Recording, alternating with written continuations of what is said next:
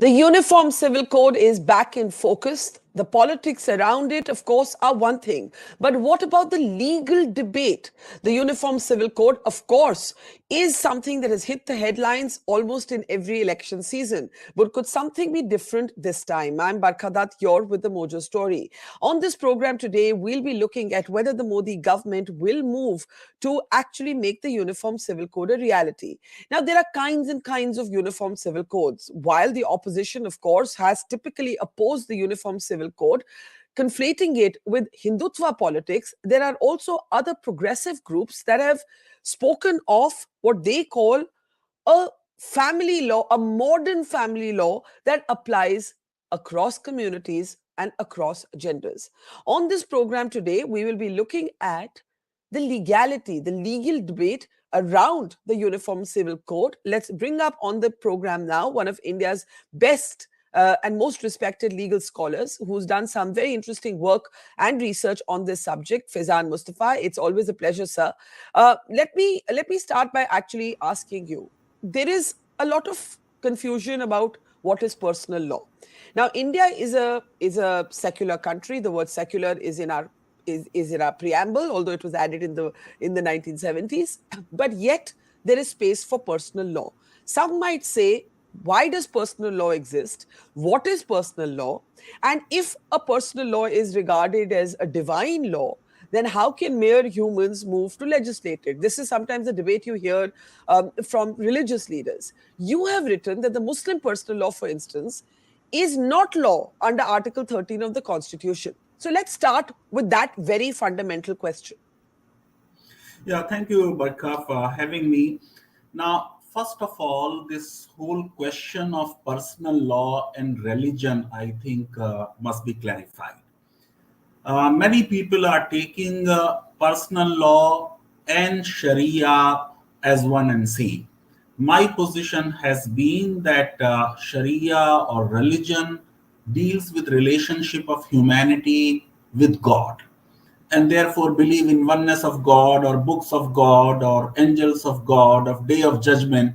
These are the core religious ideas. Now, when we come to Sharia, then it is the revelation or wahi which will be the main source. On the contrary, the correct word for law in Arabic is fiqh.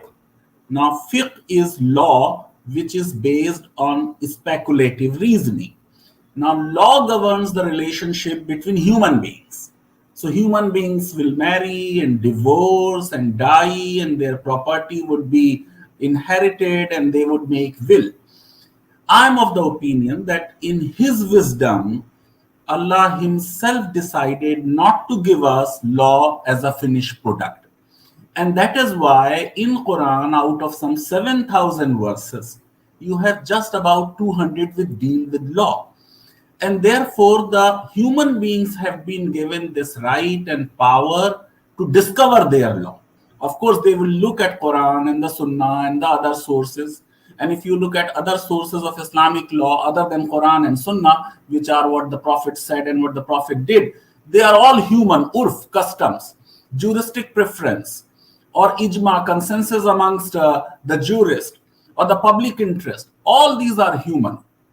So I would say that while the religion got completed with the Prophet, it is after some 200, 300 years after Prophet that the Muslim jurist developed fiqh, or what you call personal law.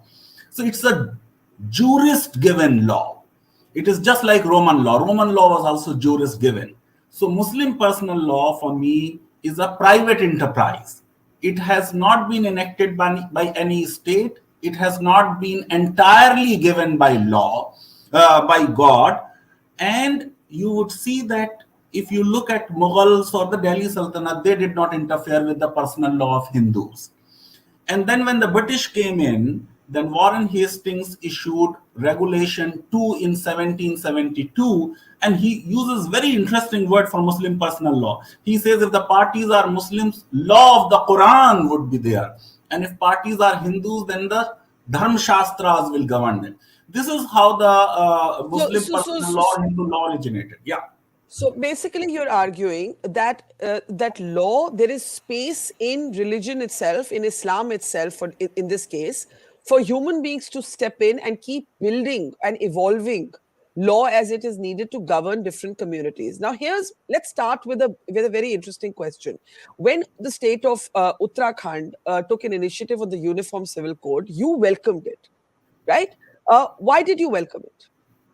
I welcomed it because, if I have to blame somebody for the delay in the enactment of Uniform Civil Code, it won't be judiciary. In fact, judiciary was unnecessarily too active, and at times their observations were not right.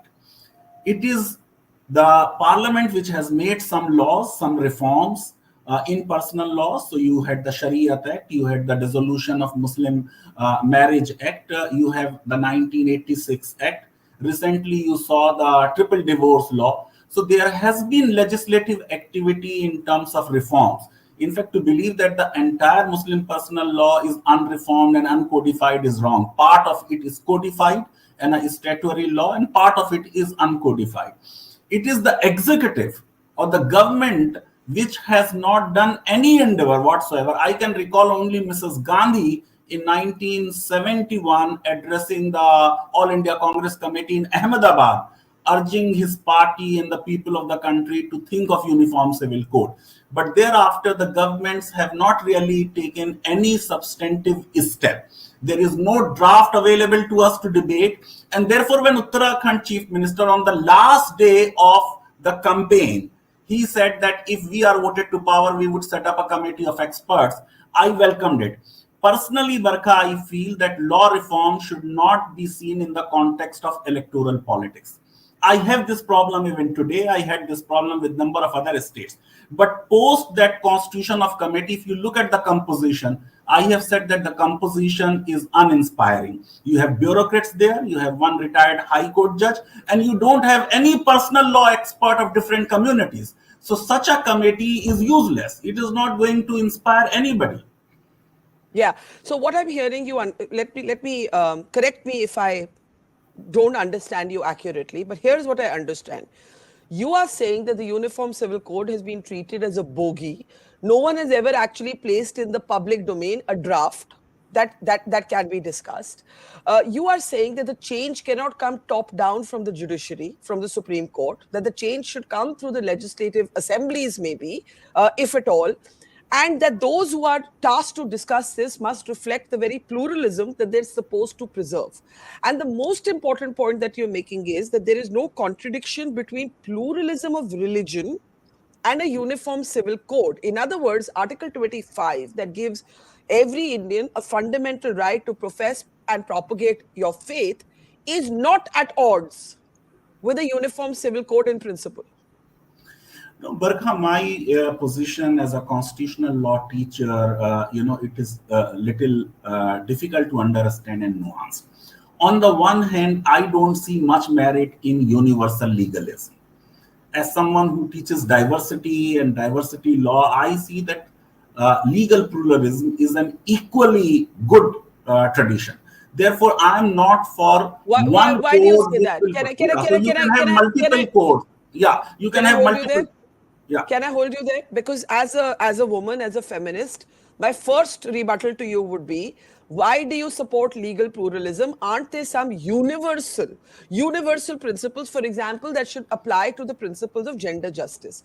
And the Muslims are not the only community that have had to battle this. We've had the Sabrimala debate, where the Supreme Court had to review its own verdict on allowing menstruating women inside the Lord Ayappa shrine. So here's my question: when you say you're not a fan of legal, a kind of one Universal dimension to legalism. yeah, universal legalism, how do you ensure a framework for gender equality then? Yeah, that's right.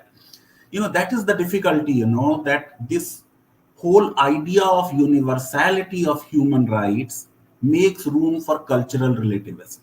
Human rights themselves provide for cultural relativism. Now, while providing for cultural relativism, you cannot be discriminatory. Therefore, the gender justice aspect has to be taken care of. While I'm for legal pluralism, therefore, I'm saying you don't need one code. So you may have one code on marriage, one code on divorce, one code on inheritance. You can have multiple codes.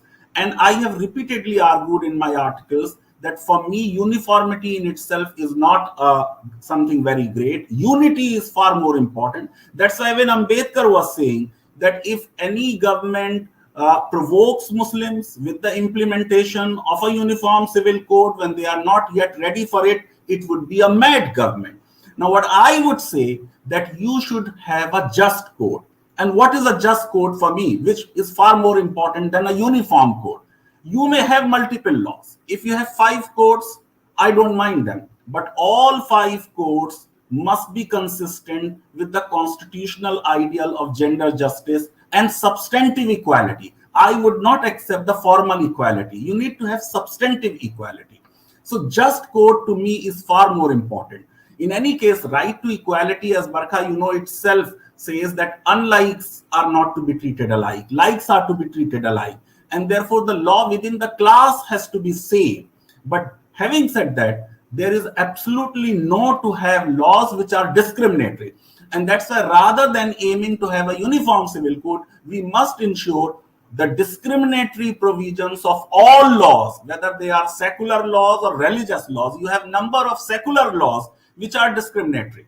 So you are saying that rather than chase the concept of a uniform code, personal laws can be reformed in all communities to bring them to a level where they uphold the essential fundamental principles of equality. So you would rather go the route of modernizing and reforming personal law rather than having a single uniform code. Is that correct? Yeah, that's right. Because even in criminal law, Barkha, you don't have a single law. The moment you have federalism and you have 3 lists, your constitution itself is permitting states to enact laws. Now, many people have asked, how come Uttarakhand go for uniform civil code?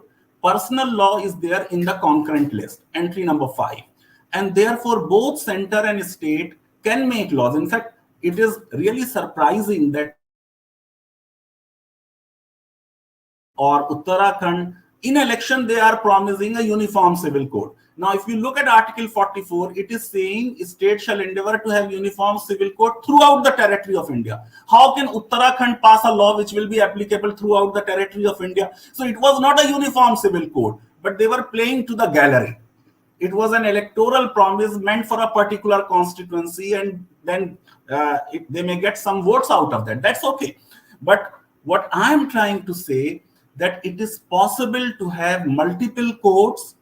Even in our criminal law, where you have Indian Penal Code, many states have made amendments. In Code of Criminal Procedure, in some states you will have anticipatory bail. In other states you will not have it. In Punjab, for instance, for blasphemy,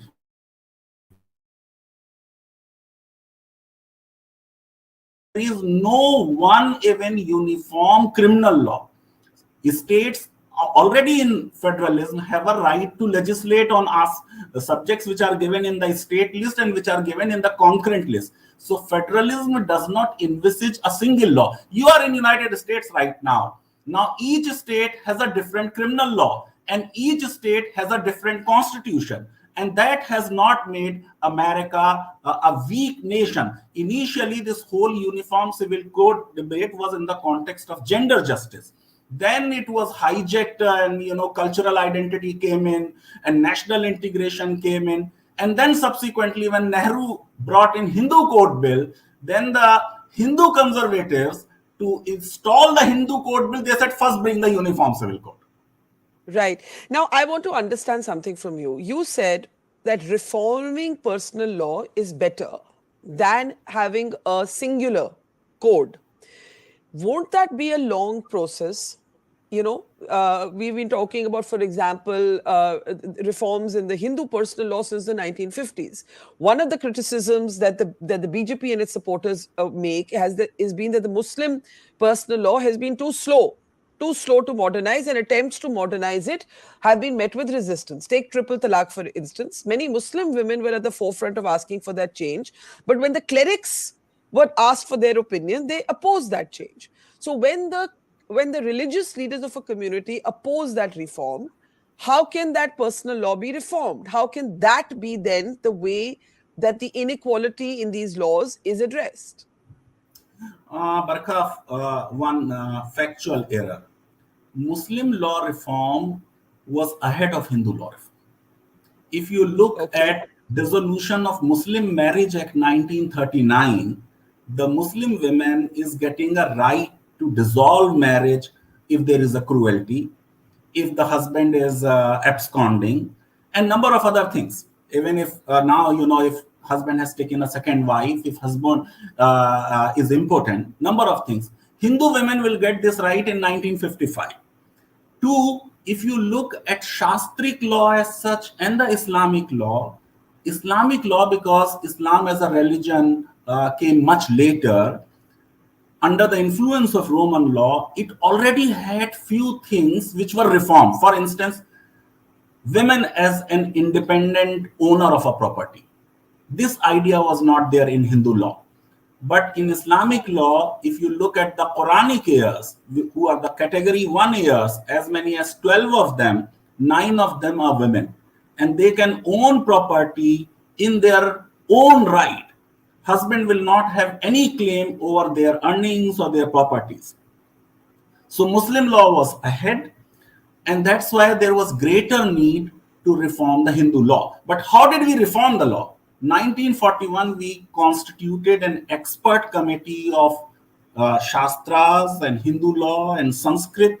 From 1941 till 1955, this committee has been working. When initially Hindu Code Bill came in, out of 27 speakers in Lok Sabha, when Ambedkar as law minister piloted the bill, opposed it, including the Congress president, including the ministers, including the president of the republic, Rajendra Prasad, who said that I would refuse my assent.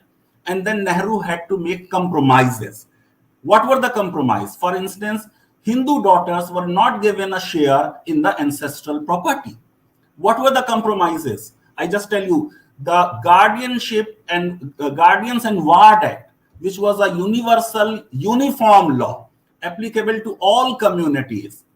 When we came up with Hindu Adoption and Maintenance Act, it diluted it.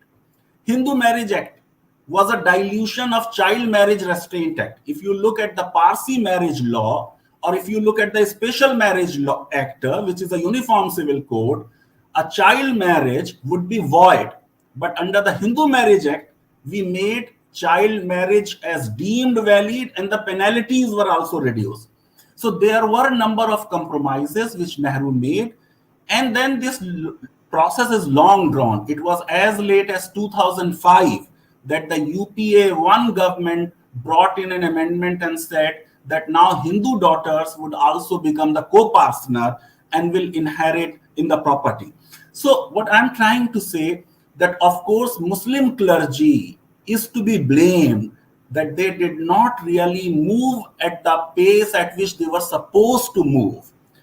But government also never tried to constitute any committee of experts which could have come up with some kind of a draft. So we are talking in the air. Nobody really knows what kind of uniform civil code we are going to have.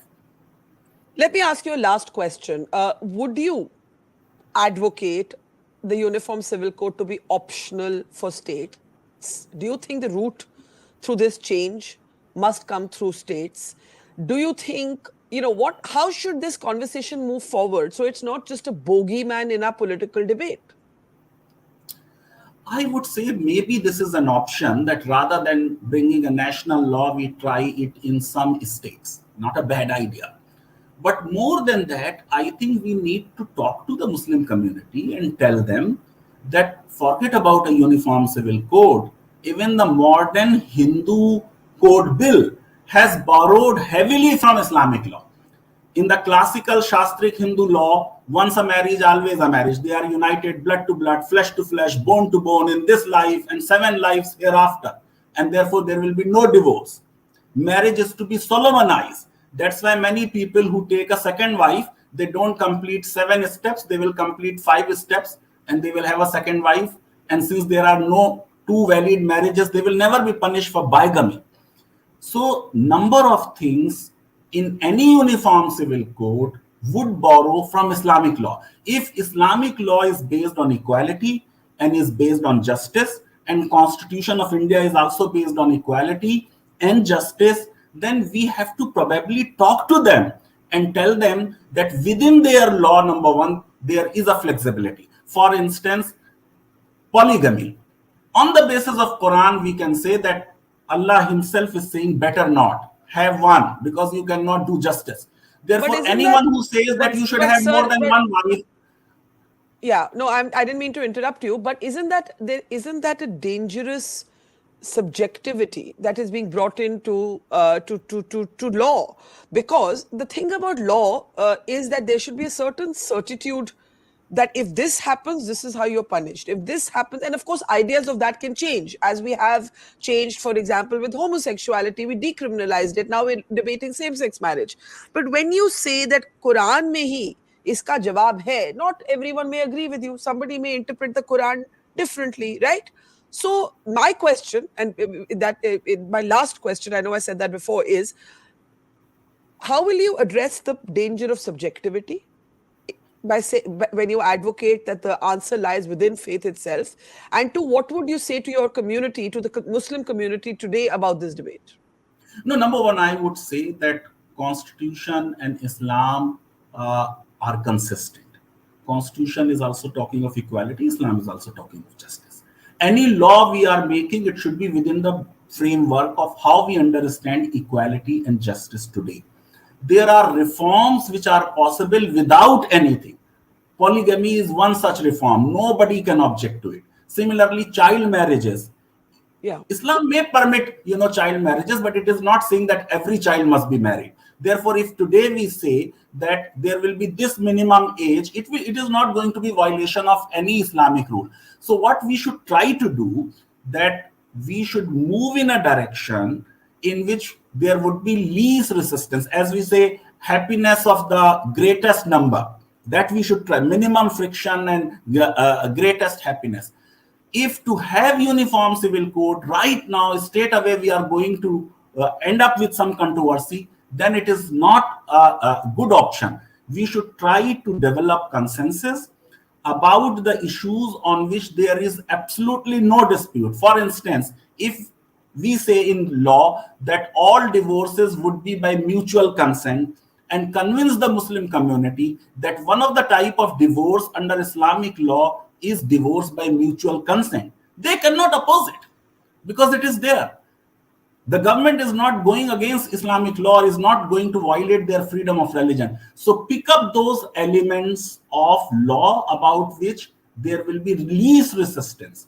I always say that law reform or uniform civil code should be made piecemeal, and therefore first try to reform the marriage law, then try to reform the divorce law, then go to the succession law or inheritance law, where there will be real problem, because we have already said that under freedom of religion, if something is in Quran, if you look at triple divorce or other judgment, the whole doctrine of essentiality, then the court will accept it as part of freedom of religion. So since those shares are fixed, it is not easy to reform them. So go slow, but in a systematic way, initiate the law reform, make laws consistent with Constitution. In modern democracy, no community or no religious denomination can insist to have a law which is not compatible and consistent with the constitutional mandate.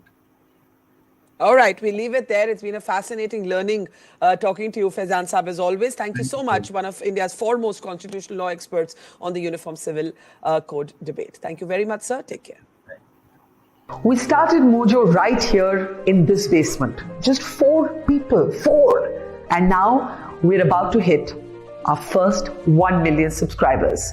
So this is to say thank you to all of you for your support, for your respect, and for your encouragement. We've always gone to where the story is. During the pandemic, when television's big anchors were hunkered down in their studios or at their homes, we hit the road. We traveled from Delhi to Kerala, covering 30,000 kilometers in a small car, reporting from inside ICUs and inside slum tenements. Whether it's flash floods or war zones, we've always put our boots on the ground. In fact, we're just back from Punjab, tailing the Khalistani fugitive Amritpal Singh.